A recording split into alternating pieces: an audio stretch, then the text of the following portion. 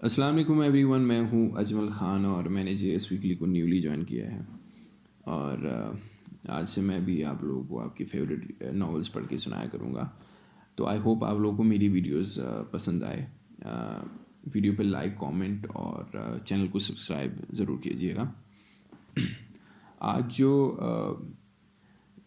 Novel हम लोग शुरू करने जा रहे हैं वो है मेरा सितमगर बाय अरीज शाह। तो चलिए शुरू करते हैं। वो आहिस्ता आहिस्ता कदम उठाती हॉल की तरफ आ रही थी। उसके घुंघरू की झनकार पूरे हॉल में गूंज रही थी। उसके हर कदम की झनकार के साथ मर्दों के दिल और बेताब होते जा रहे थे। हर कोई उसे एक निगाह देखने को तरस रहा था। उसे देखकर कोई कह नहीं सकता था कि इस औरत की उम्र कम से कम 45 साल है। उसकी उसकी अदाओं ने यहाँ के मर्दों के दिलों पे अपना कब्जा कर रखा था। वो हाल में आई तो हर कोई उसे शैतानी हवस परस्त नज़रों से देख रहा था, लेकिन उसे परवाह ना थी। इन सब नज़रों की परवाह करना वो 20 साल पहले छोड़ चुकी थी। हाल में मर्दों के हजूम के सामने इसने अपना रक्स शुरू किया। उसके घुंघरू की आवाज़ ने हर किसी को मदहोश कर दिया था। हर कोई यहाँ अपनी हैसियत के मुताबिक लुटा रहा था। जो ज़्यादा लुटाता वो उसकी तरफ चली जाती, तो दूसरा उसको अपनी तरफ माइल करने के लिए और पैसा लुटाता। 100 के नोट, 500 के नोट, 5000 के नोट, हर रात यहाँ लाखों के हिसाब से पैसा लुटाया जाता। वो खुद इतना कमा लेती थी कि उसके आगे काम करने वाली दूसरी लड़कियों के पैसे अपने पास नहीं रखा करती थी। रात के 2 बजे इसका रक्स ख़त्म हुआ। हर कोई इसकी तारीफ़ कर रहा था। वो भी अदाएं दिखाती आगे बढ़ी, कभी एक की बाहों में तो कभी दूसरे की बाहों में। वो पिछले 20 साल से काम कर रही थी। एक इंतहाई खूबसूरत लड़की जो वक्त के साथ औरत बन गई, लेकिन इसकी खूबसूरती हर दिन बढ़ती चली गई और आज भी वो हज़ारों के दिल पे बिजलियां गिराने के लिए अकेली काफ़ी थी। जल्दी करो साहब, उठ गए होंगे। सब नौकरों में अफरा तफरी मची हुई थी। देखो, घर का कोना कोना चमका दो। साहब को धूल मिट्टी बिल्कुल पसंद नहीं।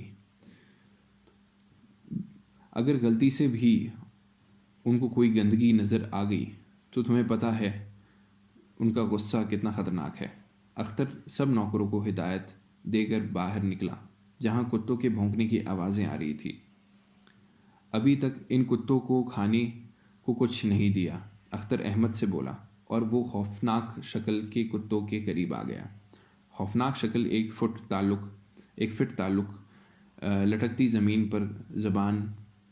वो ना सिर्फ देखने में ख़तरनाक थे, बल्कि इनसे ख़तरे का अमली नमूना इन घर के सब नौकरों ने देख लिया था।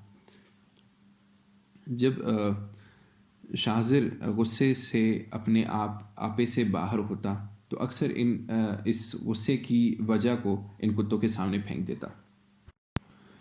इस घर के सभी नौकर शाहज़िर के नाम से कामते थे, लेकिन आज के बाद इस हवेली में कुछ दिन के लिए सुकून होने वाला था, क्योंकि शाहज़िर कुछ दिन के लिए मुल्तान रवाना हो रहा था, जिसकी वजह से हवेली में ईद का समा था। लेकिन इस घर के नौकर शाहज़िर के सामने अपनी खुशी का इजहार कम ही करते। कहीं ऐसा ना हो कि उन्हें खुश देखकर शाहज़िर अपने काम पे ना जाए। शाहज़िर को गरीबों से चिढ़ थी, और इस सब से बड़ी बात ये लगती थी कि गरीब लोग अपनी गरीबी का रोना रोकर खुद ही एहसास कमतरी का शिकार रहते हैं। इससे अपने सभी नौकर में से अख्तर कुछ अजीज़ था, क्योंकि इसका मानना था कि मेहनत करके एक दिन बड़ा मुकाम हासिल करेगा, और ये बात उसको पसंद थी, क्योंकि गरीबी का रोना रोकर अपने आप को कमतर समझने वाले गरीबों से नफ़रत करता था। उसे सबसे ज़्यादा नफ़रत भिखारियों से थी। उसका दिल चाहता था कि एक दिन शहर के सब भिखारियों को इकट्ठा करके शूट कर दे। जब हर राह बंद हो जाती है तो अल्लाह रास्ता खोल देता है। अल्लाह के सामने सजदे में झुककर अपनी गलतियों की माफ़ी मांगी जाए तो وہ 70 ماؤں سے بڑھ کر پیار کرنے والا انسان کو معاف کر دیتا ہے۔ انسان سے زندگی میں کوئی نہ کوئی غلطی ضرور ہوتی ہے، کبھی چھوٹی تو کبھی بڑی۔ کچھ انسان غلطیوں سے سبق حاصل کرتے ہیں تو کچھ انہی غلطیوں کی وجہ سے گمراہی کے راستے پہ چل پڑتے ہیں۔ جو لوگ گمراہی کے راستہ اختیار کرتے ہیں، اللہ ان سے روٹھ جاتا ہے، لیکن جو لوگ اپنی غلطی سدھارنا چاہتے ہیں، اللہ ان کو موقع دیتا ہے، اور زندگی رہتے ہوئے انہی غلطیوں کو سدھار لینا ہی سمجھداری ہے، ورنہ ساری عمر پچھتانا پڑتا ہے۔ اور کچھ لوگ ساری زندگی معافیاں مانگتے رہتے ہیں، پچھتاتے رہتے ہیں۔ ایسا ہی ایک وجود آج بھی سجدے میں جھکے اپنے 20 سال پرانے گناہوں کی معافی مانگ رہا تھا۔ ساری رات وہ وجود روتا سسکتا، لیکن شاید اس کے نصیب میں معافی نہ تھی، شاید اس کی غلطی نہیں ایک گناہ تھا، اور معافیاں غلطیوں کی ہوتی ہے، گناہوں کی نہیں۔ دیکھو، اس مال کو کم مت سمجھو، تقریباً 2 کروڑ کا مال ہے، اور جلدی سے جلدی باس کے پاس پہنچنا ہوگا۔ اگر مال وقت پر نہ پہنچا تو تم اپنا انجام اچھے سے جانتے ہو۔ مجھے دھمکانے کی ضرورت نہیں، میں سب کچھ سمجھتا ہوں۔ میں 11:30 بجے ٹرک یہاں سے لے جاؤں گا، لیکن تم پولیس کا دھیان رکھنا۔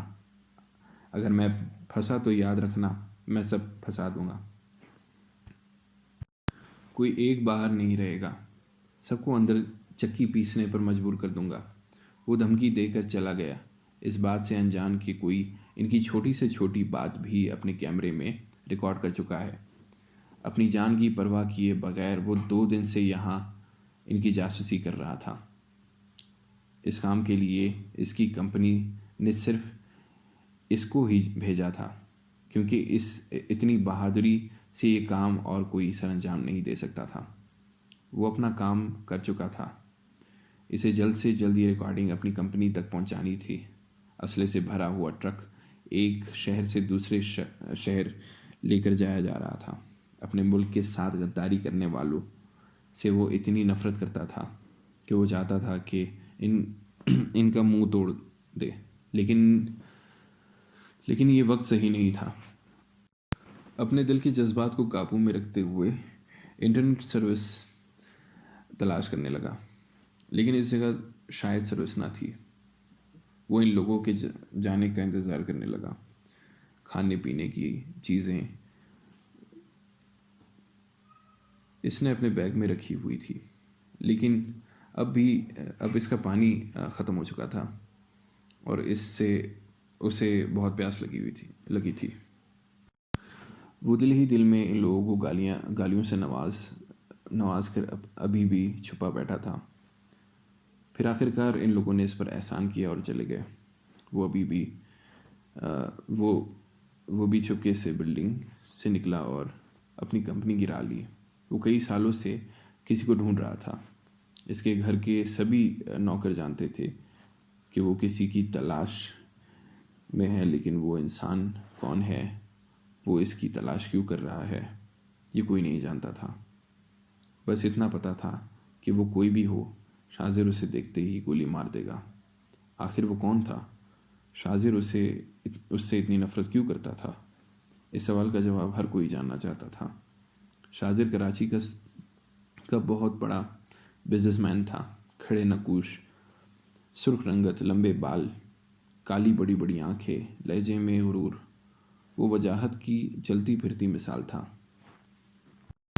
32 سال کا ہو جانے کے باوجود بھی اس نے اب تک شادی نہ کی تھی، کیونکہ اس کا ماننا تھا کہ وہ اس سے شادی کرے گا جو اس سے پہلی نظر میں اس کے قابل لگے، چاہے وہ کوئی بھی ہو۔ شاذر پہلی نظر کی محبت پر یقین رکھتا تھا، لیکن 32 سال کی عمر ہو جانے کے باوجود بھی اسے اب تک کوئی ایسی نہ ملی جسے وہ اپنی پہلی نظر کی محبت کا نام دے۔ وہ پچھلے 2 سال سے بزنس ڈیل حاصل کرنے کی کوشش کر رہا تھا، اور اس سال وہ ڈیل حاصل کرنے میں کامیاب ہو جائے گا، جس کے لیے وہ ملتان جا رہا تھا۔ پچھلے 2 سال سے اس کے لیے اس نے بہت محنت کی تھی، اور اب اسے اس کی محنت کا پھل ملنا تھا، جس کی وجہ سے وہ بہت خوش تھا اور ملتان جا رہا تھا۔ وہ ابھی ابھی ناشتے کی ٹیبل پر آ کر بیٹھا۔ جب اس کے سامنے ناشتہ رکھا گیا، اس کے نوکر نے اسے ناشتہ سرو کرنا شروع کیا۔ ڈر کے مارے اس کے ہاتھ کانپ رہے تھے۔ بریڈ پہ جام لگاتے وقت اچانک باہر سے کتے کی بھونکنے کی آواز آئی تو نوکر بوکھلا گیا اور جام سے بھرا ہوا ٹوسٹ شاذر کی شرٹ کو گندا کر گیا۔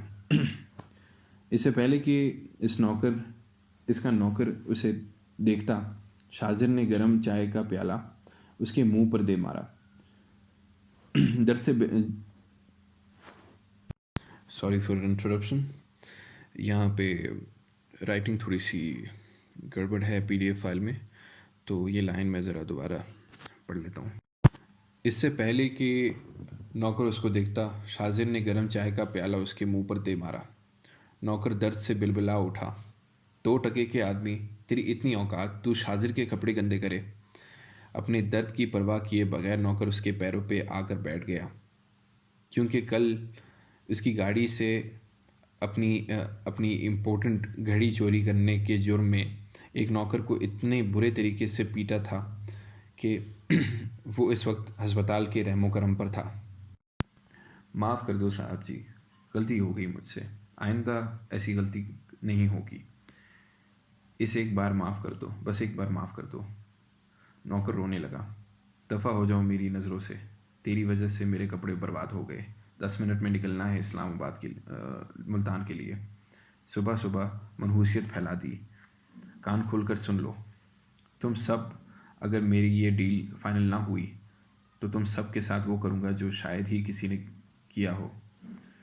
غصے سے کہتا وہ اپنے کمرے میں چلا گیا، جبکہ راحت بابا اس کو اٹھانے چلے گئے، جس کا منہ چائے کی وجہ سے جھلس چکا تھا۔ لیکن راحت بابا اختر کے سامنے اکثر احتیاط کرتے اور شاذر کے لیے کوئی غلط لفظ استعمال نہ کرتے، اس لیے وہ اس نوکر کو اپنے ساتھ لے کر حویلی سے باہر چلے گئے۔ پاکستان نیوزنگ نیٹ ورک میں ایک سے بڑھ کر ایک چینل موجود ہیں جو پہلے پہنچانے کی کوشش میں نہ جانے کیا کیا ٹیگ لائن لگانے لگتے ہیں۔ ہر منتھ کی طرح اس بار بھی Sharz Khan best newser of the month, اس بار بھی اسے جیتنے کی خوشی میں زیادہ پیسے ملنے والے تھے، جس کے لیے وہ کافی خوش تھا۔ وہ اپنی ماں کے لیے وہ اپنی جان خطرے میں ڈالتا تھا، اپنی ماں کے لیے۔ وہ بہت بیمار تھی، جس نے اپنے بیٹے کو پالنے کے لیے دن رات ایک کر دیا، اور اب وہ بیٹا اپنے فرائض انجام دے رہا تھا۔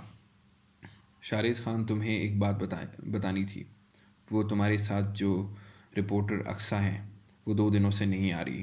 اگر تم اس کی جگہ کام کرو گے تو اس کی سیلری بھی تمہیں ملے گی۔ کرنا کیا ہے مجھے؟ شارز نے پوچھا۔ کچھ خاص نہیں، ایک بہت بڑا بزنس ٹائکون ملتان بڑی میٹنگ کے لیے آ رہا ہے۔ یہ پاکستان کا پہلا بزنس مین ہے جسے اتنی بڑی ڈیل دی جا رہی ہے، بس اسے رپورٹ کرنا ہے۔ او یار، مجھے نفرت ہے ایسے بزنس مین سے جس کے پیچھے ہم مائک لے کر دوڑتے ہیں اور وہ نخرے دکھاتا ہے، شارز نے کہا۔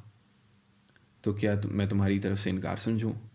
نہیں، میں چلا جاؤں گا، لیکن میرے پیسے تیار رکھنا۔ ویسے بھی یہ کام مشکل نہیں، صرف مائک لے کر کھڑے ہی تو رہنا ہے۔ حمزہ اٹھ جائیں، صبح ہوگی، آج آپ کو ملتان کے لیے نکلنا ہے۔ ارادیہ ہر روز کی طرح آج بھی محاذ فتح کرنے کے لیے اپنے شوہر حمزہ کو جگانے کی کوشش کر رہی ہیں، اور وہ روز کی طرح کبھی 5 منٹ کبھی 10 منٹ کے بعد اٹھنے کا وعدہ کر کے دوبارہ سو جاتا۔ حمزہ 2 بار شاذر بھائی کی کال آ چکی ہے۔ اس نے ہوا میں تیر چھوڑا جو بالکل نشانے پہ لگا۔ حمزہ بلبلا کر اٹھا۔ یار، پہلے کیوں نہیں بتایا؟ تمہیں پتہ نہیں کہ ملتان جانا ہے؟ وہ آدمی آج مجھے کچا چبا جائے گا۔ حمزہ واش روم کی طرف بھاگتے ہوئے بولا، جبکہ اس طرح اٹھنے پر اس کی معصوم سی بیٹی بری طرح رونے لگی۔ ارادیہ واش روم کے دروازے کو گھورتے ہوئے بیٹی کو چپ کرانے لگی۔ تیری شادی کی منتیں کرتے کرتے میں خود ایک بیٹے کا باپ بن گیا ہوں، لیکن تو نے ابھی تک شادی نہیں کی۔ حمزہ اور وہ ملتان جا رہے تھے جب راستے میں ایک بار پھر اس نے اپنے پسندیدہ ٹاپک شروع کر دیا۔ تیرے بچے سے میری شادی کا کیا تعلق ہے؟ شاذر نے دلچسپی سے پوچھا، کیونکہ ایک ہی تو اس کا دوست ہے جس سے وہ اپنی ہر بات شیئر کرتا تھا۔ میں تجھ سے 2 سال چھوٹا ہوں، ایک بیٹی کا باپ بن گیا ہوں، اور ابھی تک تیری شادی کا کوئی چانس نہیں۔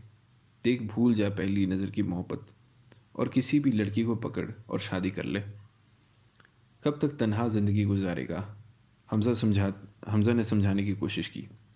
اور جب تم میری طرح ایک عدد بیٹی کا باپ بن جائے گا تب تجھے پہلی نظر نہیں بلکہ ہر نظر اپنی بیوی سے محبت ہوگی۔ حمزہ نے اسے سمجھانے کی ایک اور ناکام کوشش کی۔ ایسا کبھی نہیں ہوگا۔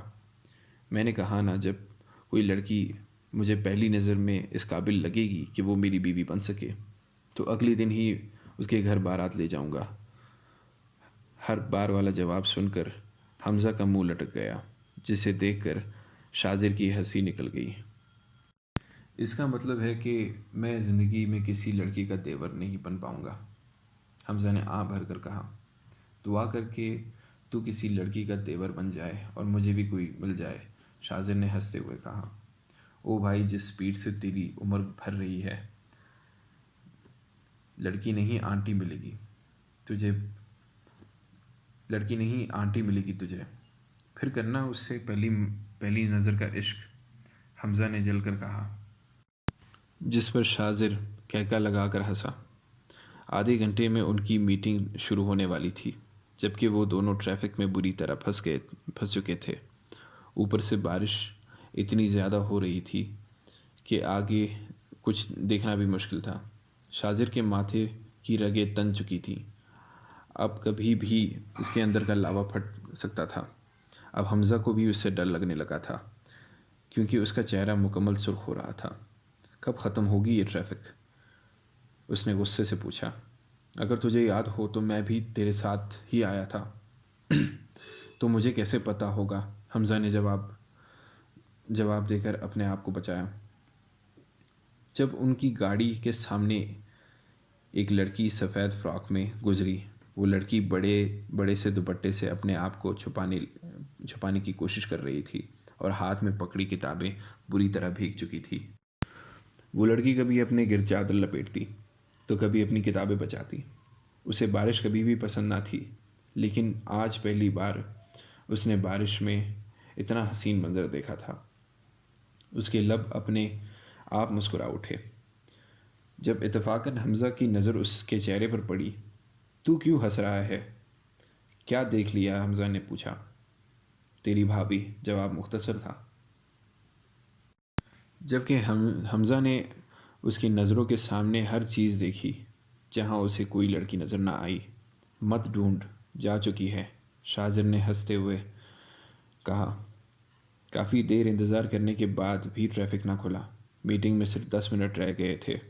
شاذر بہت غصے میں تھا۔ حمزہ بھی چپ ہو کر بیٹھ گیا۔ اب بول کر اپنی شامت نہیں لانا چاہتا تھا، کیونکہ پچھلے 20 منٹ سے وہ بار بار یہی کہہ رہا تھا، ابھی کھل جائے گی۔ وہ جانتا تھا کہ اگر یہ لفظ اس نے دوبارہ دہرایا تو اس کی خیر نہیں۔ حمزہ، میرے سگریٹ ختم ہو گئے ہیں، شاذر کافی دیر بعد بولا۔ میں دیکھتا ہوں، ہو سکتا ہے یہاں آس پاس کے ہی سے مل جائیں۔ حمزہ جانتا تھا کہ شاذر سگریٹ کے بغیر نہیں رہ سکتا۔ نہیں، تو گاڑی سنبھال، میں دیکھ لوں گا۔ ٹھیک ہے، حمزہ نے بحث کیے بغیر اس کی بات مان لی۔ شاذر جب غصے میں ہوتا تو حمزہ ویسے بھی کچھ نہیں بولتا تھا، کیونکہ اچھے موڈ میں وہ جتنا اچھا دوست تھا، خراب موڈ میں اتنا ہی بڑا دشمن۔ اس لیے شاذر سے بحث کرنا حمزہ افورڈ نہیں کر سکتا تھا۔ وہ ڈرائیونگ سیٹ پر بیٹھ گیا، جبکہ شاذر آگے پیچھے کئی سگریٹ کی دکانیں دیکھنے لگا۔ دکانیں تو بہت تھی یہاں، لیکن اتنے رش میں نکلنا ذرا مشکل تھا۔ وہ جیسے تیسے نکلا اور ایک سگریٹ کی دکان پر آ گیا۔ تب ہی ٹریفک کھلا اور حمزہ گاڑی آگے لے آیا۔ کچھ پتہ چلا اس لڑکی کے بارے میں؟ آج اشرف بہت دنوں کے بعد کوٹھے پہ آیا تھا۔ نہیں نگاہ بیگم، بہت ڈھونڈا لیکن وہ کہیں نہیں ملی۔ مجھے تو لگتا ہے وہ لڑکی مر چکی ہے، ورنہ کیا تک بنتی ہے۔ پاکستان کا کوئی شہر نہ چھوڑا ہم نے، اتنے پیسے تو اس کے پاس تھے ہی نہیں کہ وہ کسی باہر ملک جائے۔ اپنے گھر تو وہ جا نہیں سکتی تھی، باپ اس کا خود چھوڑ گیا تھا یہاں اسے۔ لیکن پھر بھی میں نے باپ کو خبردار کر کے رکھا ہے، اگر لڑکی وہاں آئی تو خبر دے گا، اور میں نے پیسوں کی واپسی کا مطالبہ بھی کر دیا ہے۔ پیسے کب تک واپس کرے گا؟ نگاہ بیگم نے پوچھا۔ ارے بیگم صاحبہ، ایک پھوٹی کوڑی تک نہیں ہے اس کے پاس۔ جو پیسے اس کی بیٹی کی قیمت پر ہم نے دیے تھے وہ تو کب کا جوئے میں ہار چکا ہے۔ مجھے دیکھتے ہی رونا دھونا شروع کر دیتا ہے۔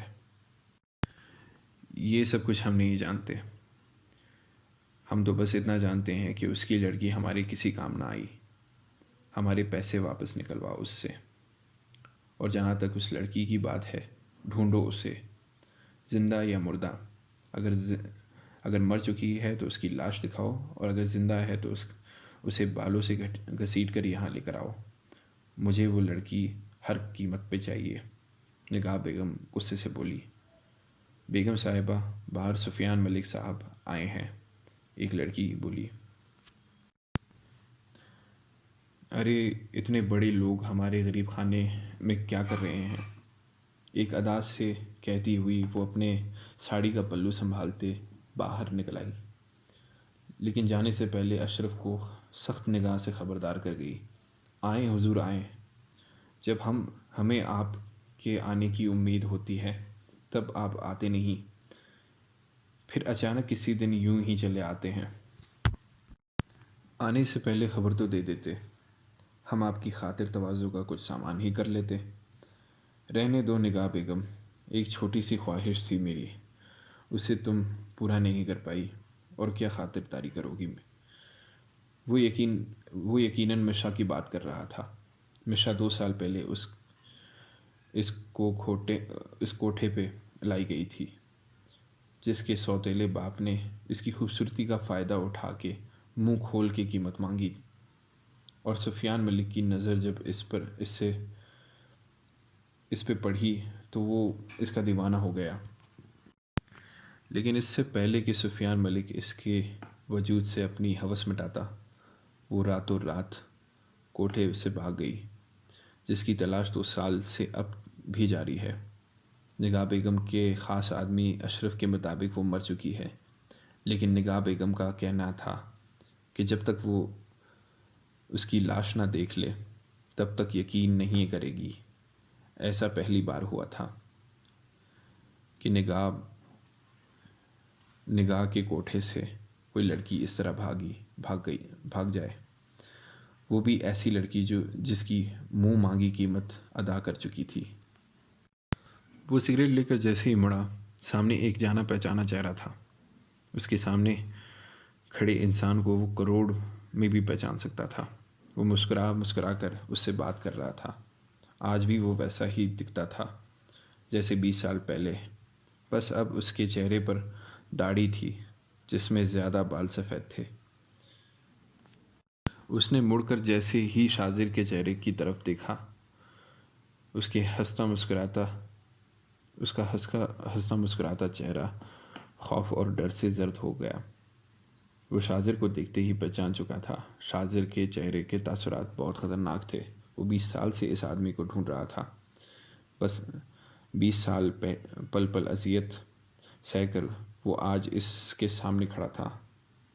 اسے یقین نہیں آ رہا تھا جسے وہ پاگلوں کی طرح ڈھونڈ رہا تھا۔ وہ اسے ملتان میں ملے گا۔ کیسے ہو لالا؟ اس کی خیریت پوچھنے میں شاذر کو کوئی دلچسپی نہیں تھی۔ وہ بس بتانا چاہتا تھا کہ وہ اسے پہچان چکا ہے، لیکن لالا اس کی آواز سنتے ہی پیچھے کی جانب قدم اٹھانے لگا، اور بنا گاڑیوں کی پرواہ کیے تیز بھاگ کر شاذر کی نظروں سے دور جانے لگا۔ شاذر اس کے پیچھے جا رہا تھا، لیکن جب حمزہ نے آ کر اس کا ہاتھ تھام لیا، شاذر کیا کر رہا ہے تو؟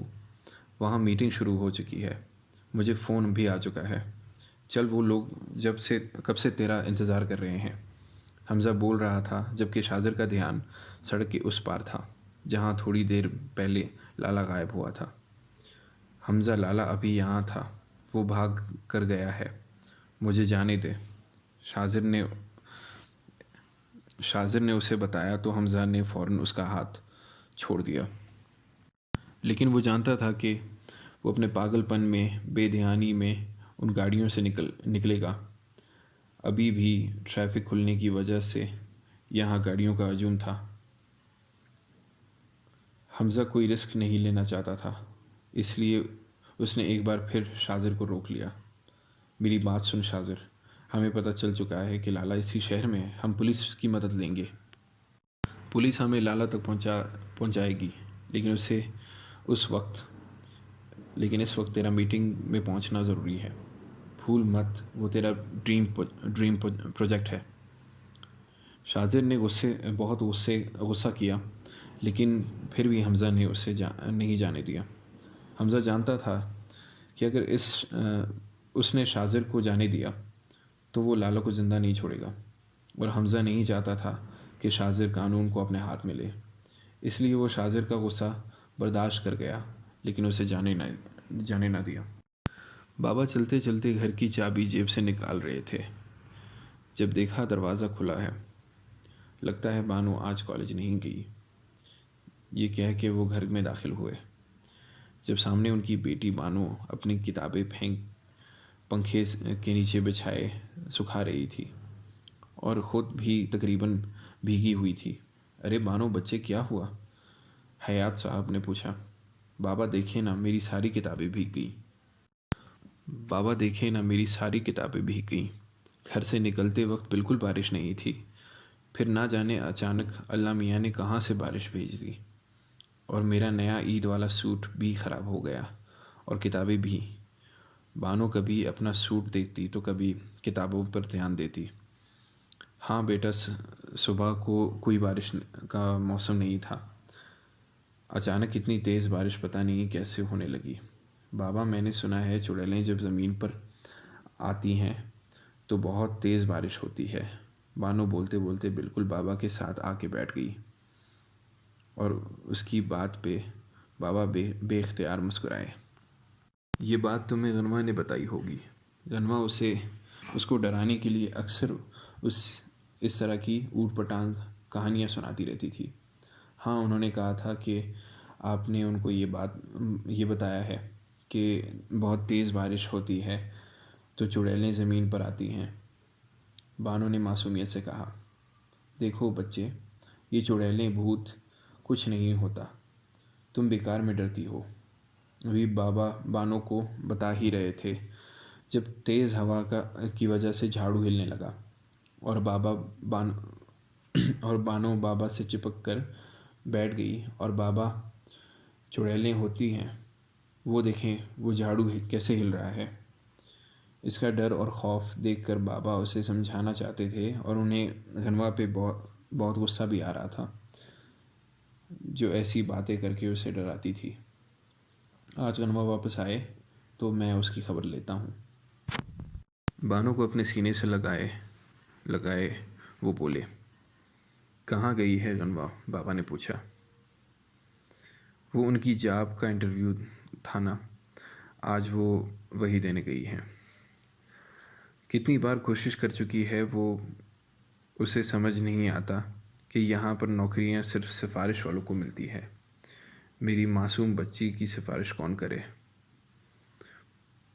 اور ابھی میں زندہ ہوں، گزارا ہو تو رہا ہے ہمارا، ضرورت کیا ہے اسے نوکری کرنے کی؟ بابا بڑبڑاتے ہوئے اٹھ کر کمرے سے چلے گئے، جبکہ بانو کا دھیان ابھی بھی جھاڑو پہ تھا۔ آپ ہی سے کہوں گی کہ آج سے جھاڑو وہ خود لگایا کریں، چڑیلیں ان کو تو کچھ نہیں کہتی۔ بانو بھی بڑبڑاتے ہوئے بابا کے پیچھے کمرے میں چلی گئی۔ وہ فل سپیڈ میں گاڑی چلا رہا تھا۔ حمزہ کو اس کے غصے سے خوف آ رہا تھا۔ حمزہ جانتا تھا کہ لالا کا ملنا کتنا ضروری ہے، لیکن آج وہ اسے اپنی دوستی کی قسمیں دے کر وہاں سے لے آیا تھا۔ حمزہ بالکل خاموش بیٹھا تھا، کیونکہ وہ جانتا تھا کہ اگر اس وقت وہ بولا تو وہ اس کا حشر نشر کرے گا۔ یقیناً لالا کا انتقام بھی اسے اسی سے لے گا، اس لیے چپ بیٹھنے میں ہی اپنی بہتری جانی۔ گاڑی فل سپیڈ میں چل رہی تھی کہ اچانک ایک عورت ان کی گاڑی کے سامنے آئی۔ شاذر اس کی پرواہ کیے بغیر گاڑی آگے بڑھا چکا تھا، جبکہ وہ عورت زمین پر بیٹھی دھاڑیں مار کے رونے لگی۔ گاڑی چلانے کے دوران شاذر نے اپنی جیب سے والیٹ نکالا اور اس میں سے چند نوٹ نکال کر سڑک پر پھینک دیے، جو عورت نے اتنی صفائی سے اٹھائے کہ کسی کو پتہ بھی نہ چلا۔ جبکہ وہیں کھڑی ایک لڑکی کو شاذر جیسے لوگوں سے نفرت تھی، جو خود تو بڑی بڑی گاڑیوں میں بیٹھتے ہیں لیکن سڑک پہ چلنے والے عام لوگوں کو کیڑے مکوڑے سمجھتے ہیں۔ اسے تو میں سبق سکھاؤں گی، یہ کہتے ہی وہ ایک رکشے میں بیٹھی اور رکشے والے کو گاڑی کا پیچھا کرنے کا کہا۔ شاذر اور حمزہ تیزی سے بلڈنگ کے اندر آئے کیونکہ میٹنگ شروع ہو چکی تھی۔